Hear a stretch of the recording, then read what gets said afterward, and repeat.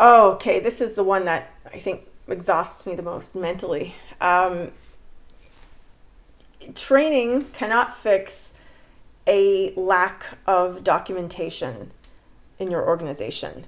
Um, what I mean is, if you do not have your SOPs, your work instructions documented, accessible, easy to find, version controlled, if you don't have your processes somewhere documented, again, accessible, version controlled.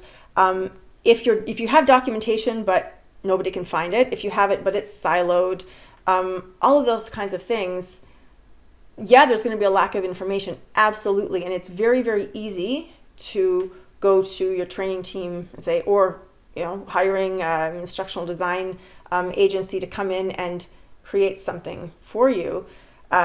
That's So if you go with the external agency, you're going to spend probably a lot of money, and you're absolutely not going to solve the problem.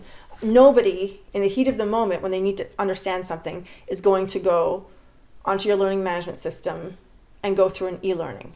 This is not going to happen. It should not happen. If that's happening, you've got a bigger problem. But so don't do that. If you have internal training team and you're using, you don't have anything written down, or you've got very little written down, and it's always just going to training to, give webinars and one-offs, it's not a good use of their time. And eventually they're just going to leave and go and work for one of those external instructional design agencies. So don't do that. You have to do your homework. To be a more mature organization, you've got to have this stuff written down. You have to. I'm going to do a lot more on that. It's not as easy as it sounds. Just write it down. If it was so easy, we'd all do it, right?